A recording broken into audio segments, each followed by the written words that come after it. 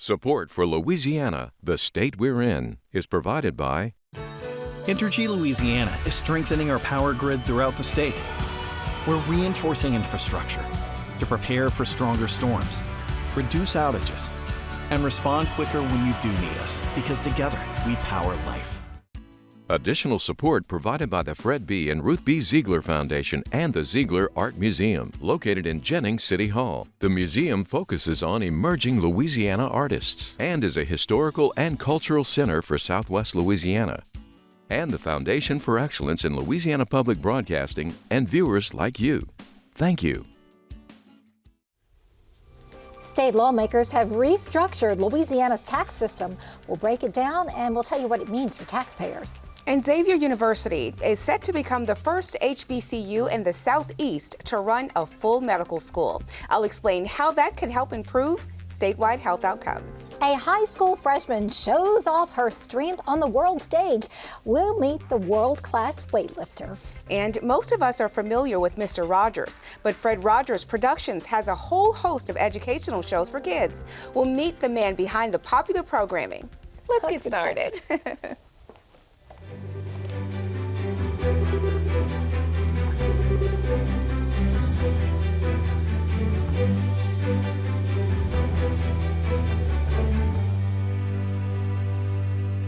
Hello, everyone. I'm Karen LeBlanc. And I'm Dorothea Wilson. Much more on those top stories in a moment on this week's edition of Louisiana, the state we're in. But first, a package of bills rewriting Louisiana's tax structure is headed to Governor Jeff Landry's desk for his signature. State lawmakers wrapped up a whirlwind special session on taxes more quickly than expected. Now, here's a look at how those changes will impact everyone in the state. We now stand at the threshold of a new era for Louisiana, having just concluded a historic tax reform session. Governor Jeff Landry's overarching goal for tax reform, stemming the tide of Louisianians leaving the state and making Louisiana more business-friendly. We came into this session wanting to accomplish 4 major things. To give everyone in Louisiana a tax cut, so you spend less of your money to fund this government. We wanted to make our state more competitive so we attract more jobs and have higher wages. We want to fix the fiscal cliff and provide our teachers a much-deserved pay raise. And we want to simplify our tax code, eliminating special interest loopholes, and give us more sustainable budget.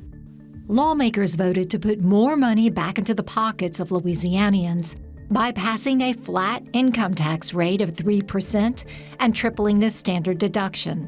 It increases the standard deduction for a single person from $4,500 to $12,500. So a married couple would not pay any income taxes on their first $25,000 of taxable income. The personal income tax savings comes with an increase in sales tax. Lawmakers voted to raise the state sales tax rate to 5% for 5 years, solidifying Louisiana's status as having the country's highest combined sales tax rate at more than 10%. This is a big, bold package of reforms. On net, we think it's a very good day for Louisiana families, for businesses, for economic growth. There's a few things that got left on the side this time. The first is the automatic phase out of the personal income tax. If we're to be competitive with our neighbors. What kind of grade would you give this tax session? Well, I'm going to be generous and give it a D-. I think from our perspective at Invest in Louisiana, this was not something they needed to come in and do in November.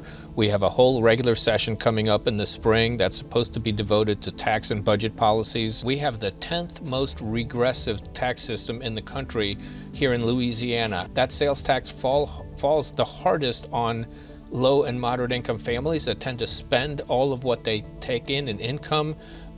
It falls less hard on high-income families, and we're doing this in the service of cutting income taxes. Lawmakers voted to boost sales tax revenue with the addition of digital items, including apps, streaming services, software, digital books, and music. Companies and corporations doing business in Louisiana also got a tax break. Lawmakers voted to lower corporate income taxes to a flat rate of 5.5% from the highest rate of 7.5%. Is this setting us up for our employers to be able to create jobs and thrive in the communities? Yeah, absolutely, Senator Womack. I mean, by making our businesses more profitable, it gives them the chance to hire more people. And being last is not where we want to be as far as the highest rates in the South. You know, for so many times, Louisiana is an outlier. This puts us in a competitive place. The tax reform package also eliminates corporate franchise taxes. The corporate franchise tax in particular is just a punishing tax. It's basically a cover charge for the pleasure of doing business in the state of Louisiana. And as we modeled this, our economists modeled this, that had the single biggest impact on economic growth, eliminating the corporate franchise tax. Most of the benefits of this tax cut for corporations are going to go to corporations and their shareholders, and most of those shareholders don't live in Louisiana. We fixed the fiscal cliff by cutting state debt. In turn, we were able to give our teachers a permanent pay raise, a much deserved win for our unsung heroes. Lawmakers voted to give a permanent pay raise of $2,000 to teachers and $1,000 to support workers. The pay raise essentially makes permanent the temporary pay stipend in effect for the last 2 years. It's tied to voter approval of a constitutional amendment that provides the funding for paying down teacher retirement debt. I'm happy to say that with our new Louisiana Forward Playbook, Louisiana will now be on the playing field. And to level that playing field for Louisiana, its citizens and businesses, lawmakers must balance the budget without cutting essential services, a task they take up in the regular legislative session in April 2025 that's limited to fiscal matters. From hashtags to headlines, here's what's trending this week. Now, most of us enjoyed a big Thanksgiving feast, but it may have been tough to find a key ingredient. That's right, Karen. And how unfortunate is that? Now, some areas saw shortage on things like eggs leading up to Thanksgiving, and many experts blame the bird flu, which peaks in fall and spring because migrating birds can spread the disease to chicken farms. Yeah, okay, so let's talk about the price. Not too long ago, the average price was $3.37 for a dozen of eggs. Now, egg prices have risen more than any other staple in the last year, and that is really bad timing for all that holiday baking. Absolutely, Karen. I remember when there were 99 cents for a dozen, but experts expect the egg prices to continue to grow all the way into the new year. All right, so gotta ask you while we're on the topic of food, what is your favorite holiday dish? Well, it's a dish that definitely needs eggs, and it's macaroni and cheese. Good choice. That's just like a nice comfort food all year round dish. What about you? Well, I love my mom's green bean casserole, just with those crunchy onions on top and that can of mushrooms, cream of mushroom soup. Sounds good. Love it, love it, love it.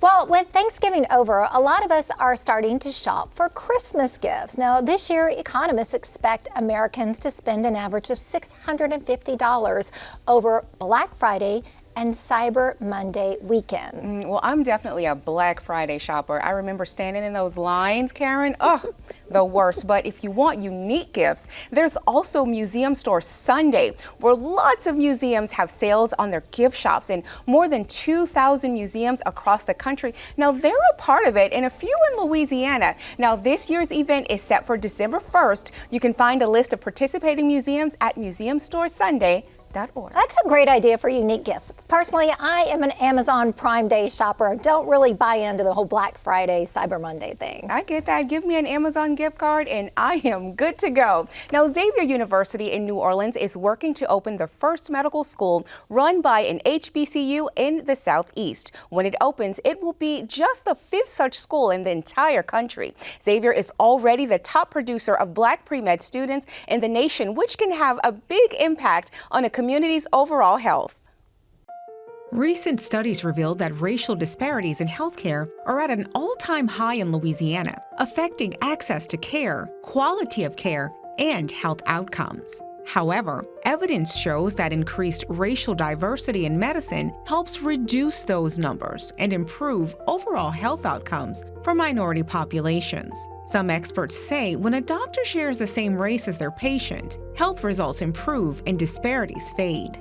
Representation within the clinics and representation in research is part of the important solution to the health disparity problem. That as you see that the lack of representation within the groups that make decisions about healthcare, about what diseases should be prioritized, has been a factor in causing health disparity that cascades to our generation that began more than 50 to 100 years ago.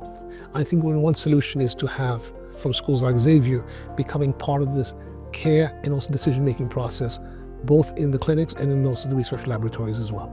Dr. Verrett is the president of Xavier University of Louisiana, one of the country's top producers of Black doctors. He says that while he's proud to be part of an institution that's working to provide health equity across the state and beyond, it's time to take it up a notch. We're now contemplating the opening of a medical school at Xavier. Xavier is in the running to be the 5th historically Black college or university in the country to have a medical school, and the very first in the Gulf South. They've partnered with Auctioner Medical to create Xavier Auctioner College of Medicine and aim to advance medical education, address health disparities, and fulfill the critical need for more physicians in the state. The medical school is our reading the signs of the times, to use a very faith-based notion that we ask always, where does the education of Xavier, where is it needed?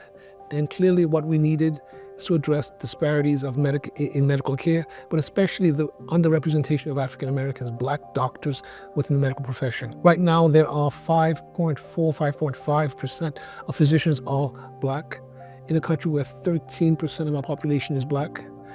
That's been a steady, continuing problem that goes back for decades. And one of the solutions is to mobilize those schools like ourselves. So as this medical school unfolds, what can people expect to see? Well, people can expect to see a major contribution in increasing representation of Blacks within the medical profession, especially in our region, but nationally, but also setting an example for other sister institutions as to how it can be done. And Xavier's always been setting an example of what's possible. We've done that before. The other part that's important is that we'll be addressing an important deficit in physicians in this country. As we foresee in the next 5 to 10 years, there'll be a deficit of about 86 to 100,000 physicians in the US. Louisiana will be in the upper 1 or 2 states in the country in a per capita deficit of physicians. So educating physicians for Louisiana itself will be an important need for our region, but also being a part of the solution for nationally will be important as well. Now, it's been all hands on deck since the partnership was made. Faculty, staff, and students alike working together to change their city, state, and country, one health outcome at a time. It's not easy work. It's not easy work, and not everyone who wants to go to medical school or other health profession schools will get in. Xavier normalizes excellence. There's precedence for the possibilities. So you hear people, say you can't be what you can't see. It's all around us. And it's been around us for 30 plus years. The name Fred Rogers is synonymous with public media, with Mr. Rogers' Neighborhood playing a huge role in the lives of young people. But Fred Rogers Productions is responsible for a growing list of educational shows and learning opportunities. I got to sit down with the company's president, Paul Siefken, to learn more. Well, hello, everyone. I am here with Man of the Hour, President and CEO of Fred Rogers Production, none other than Mr. Paul Siefken. Thank you for having me on, Dorothea. So I've been in public media now for a little over 20 years, but have been in children's television for almost 30. And I started my career as a public high school English teacher and moved from there. I was in Atlanta and found my way to the Cartoon Network. Because I was interested in pursuing some creative endeavors and was there for 8 years and did a lot of different jobs there, but was there at an exciting time. We launched a lot of brand new programs, the first original programs for Cartoon Network. But after about 8 years, I had the opportunity to go to PBS and was there for 9 years and worked on programs with producers, everything from Curious George to Sid the Science Kid and The Cat in the Hat and Wild Kratts, and eventually worked on Daniel Tiger's Neighborhood with the Fred Rogers Company at the time. And after that show premiered, the company reached out to me and asked if I'd like to come run production for them. I understand that you've produced a number of great works during your tenure at Fred Rogers Productions. Talk to us about that. Well, thank you. We are really proud of the work that we've done. Since 2012, when Daniel Tiger premiered, we've had 6 series, all on PBS. And this is from an organization that prior to Daniel Tiger had only made one show under the vision of one man. They had made Mr. Rogers' Neighborhood since 1968. It's a beautiful day in this neighborhood. So it really did take a lot of sort of interesting thinking to see how are we going to move forward in the 21st century. And I think what guides us is that today it's important to make different programs in different formats for different age groups and different children, because children are different. We have a very diverse country, and we want to make sure that children are able to see themselves in the work that we do. So Daniel Tiger's Neighborhood has been incredibly well embraced, and it's now, 10 years old. It's like 12 years old. So there are kids that are going to be graduating from high school for whom Daniel Tiger was formative in their young lives. We were lucky enough then to produce Peg Plus Cat, which is still the only preschool math series on PBS. Wow. And we love that show. It's an Emmy-winning show, and almost like a musical theater show about math. Yeah. And we're very proud of that. Odd Squad, an elementary school show for math, is live action, and it's a comedy that's about a secret agency of kids that solve odd problems, and the way they solve odd problems is using math. So what do you think Fred Rogers means to public television and the work that you're doing today? Fred Rogers, I think, is sometimes not given the credit he deserves for being a real pioneer. Yes. And being an incredible talent. He was fascinated by the power of television when he first started, to reach directly into people's homes and to move them and to inform them. And when it came to children's television, he felt like it wasn't being used to its best potential. And so he was really interested in taking the power of television and using it for good, for kids. And he was a talented guy, right? On Mr. Rogers' Neighborhood, he was the writer, he was the producer, he was the puppeteer, he was the composer, the musician, the star of the show. And he also was an expert in early childhood education. True Renaissance man. He was. And so he could have done a lot of things. Yeah. But he made a choice. And the choice that he made was to make educational children's television for public media, so that it was free and available to everyone. And, we talk about that a lot at our organization now. We've made a choice to bring our talent to the benefit of young children, their families, educators, and that we should feel good about that choice, and that we should feel good about our own creative talents and what we can bring to families today. And you just published your first novel? I did. It's called Vernon Poche and the Ghosts of New Orleans. And it's a middle grade, what I call a historical fantasy.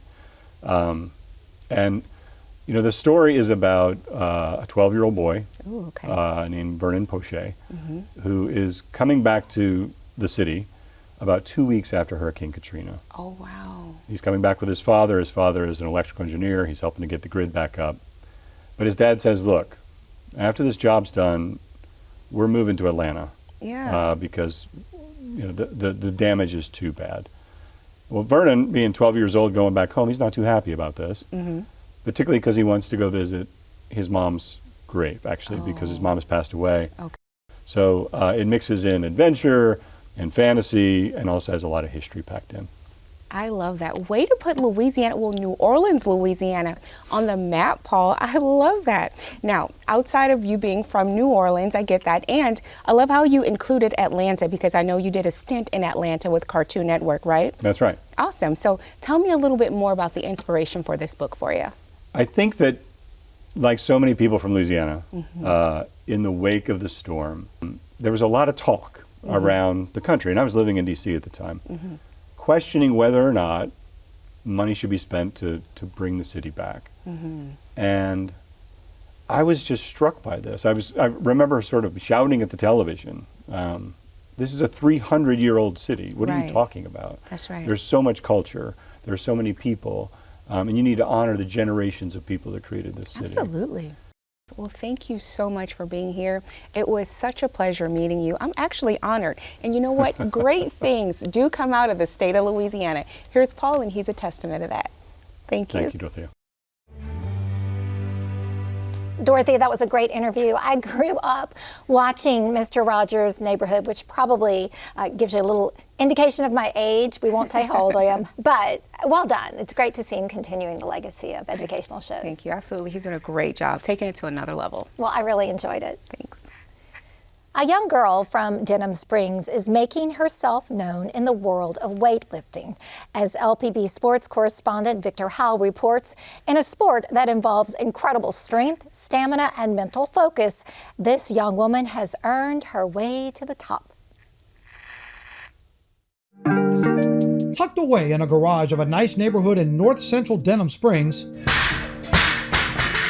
you'll find a 14-year-old freshman at Live Oak High School who's one of the top-ranked athletes in America in the sport of powerlifting.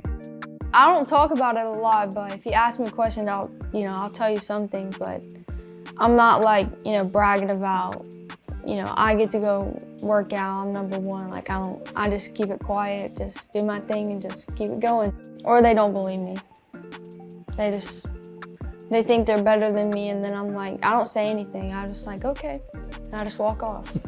But then they realize it because everybody's talking about it, and then they search me up and they see that, and then they actually start believing me then. Since the age of 8, when she was first introduced to lifting at her dad's gym, Bryn Catalano has been about winning. After 1 year, her form caught the eyes of former Olympian Matt Bruce, who instantly wanted to be her mentor. He saw her working out at the CrossFit gym that we had moved over to stay in the realm where I was coaching at Red Stick CrossFit. And he saw her working out one day and he asked me, "Is that your daughter?" And I did not know Matt at that time. And I knew who he was though. And when he asked me that, I said, "Yeah, it is." And he said, "I'd like to coach her." And I said, I would be honored if you did. So from 8 to right at 10, he was coaching her, which was great to have somebody of that caliber, looking over your daughter. The lifestyle for this competitor is very disciplined. 90 minutes of lifting at 4:30 in the morning, followed by a full day of school, volleyball practice for her school team, then back home for a second round of lifting before dinner and bed. Quite a long day for anyone, but certainly for a freshman who admits she has her moments. Sometimes I'm oh, I don't want to do this. But then I think about it, and I'm like, but I do. I want to win. I want to be the best. And as a dad, I can't do anything but well up and be very extremely proud of who she is as a person and what she's accomplishing. As an athlete and as a person, as a student, as a daughter. So it's a little emotional sometimes. I get choked up. After her first ever meet, she was ranked second nationally for her age. She won her first national title at the age of 9. Then won nationals again for the age group of 11 and under. Her accolades are proudly displayed on her wall of medals, with room to add many more. Earlier this year, she captured silver and bronze medals on Team USA at the Pan Am Games in Ecuador, her first real international competition, one she said was full of memories. You have all the countries in the same hotel, and we're all meeting each other and using Google Translate to talk to each other because we don't know what they're saying. Not a lot of people get to experience that, and then I was it finally hit me I'm international, competing against other people of other countries. I'm one of the best that USA has to offer.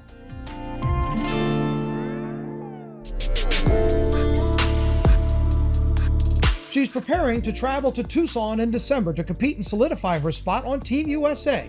Her goal is to set personal records of 90 kilos on the clean and jerk and 74 in the snatch, which would set an American record.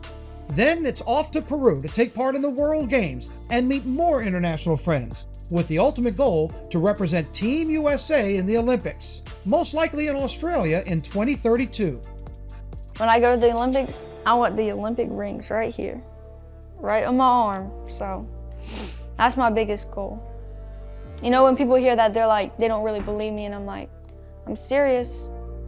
It's hard to imagine passing this home gym in the garage. You'd find a quiet, humble, ferocious competitor who's one of the best in the nation, on the path to becoming one of the best in the world.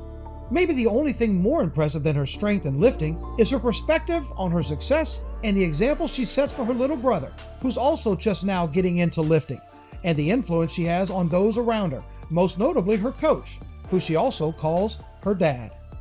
I get to say I have the best coach and the best dad.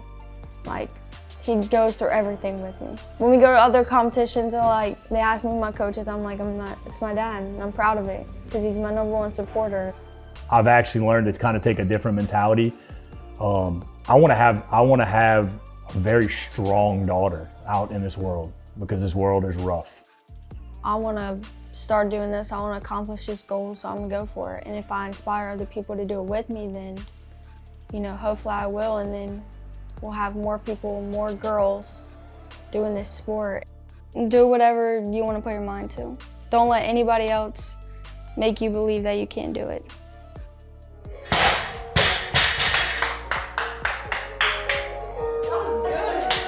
Go!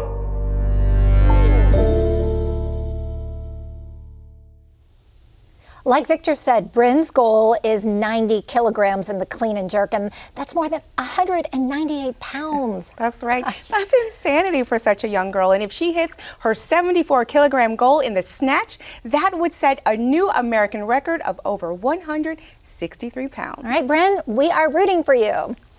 Well, that's our show for this week. Remember, you can watch anything LPB anytime, wherever you are, with our LPB app. That's right, and you can catch LPB news and public affairs shows, as well as other Louisiana programs you've come to enjoy over the years. And please, like us on Facebook, X, and Instagram. For everyone at Louisiana Public Broadcasting, I'm Karen LeBlanc. And I'm Dorothea Wilson. Until next time, that's the state we're in.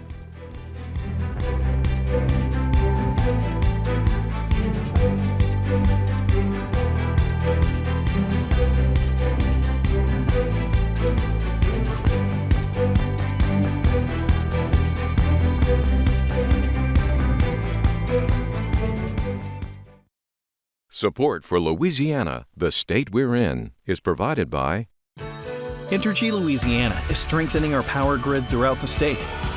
We're reinforcing infrastructure to prepare for stronger storms, reduce outages, and respond quicker when you do need us, because together we power life. Additional support provided by the Fred B. and Ruth B. Ziegler Foundation and the Ziegler Art Museum, located in Jennings City Hall. The museum focuses on emerging Louisiana artists and is a historical and cultural center for Southwest Louisiana. And by Mary Bird Perkins Cancer Center. Visit Baton Rouge. And the Foundation for Excellence in Louisiana Public Broadcasting and viewers like you. Thank you.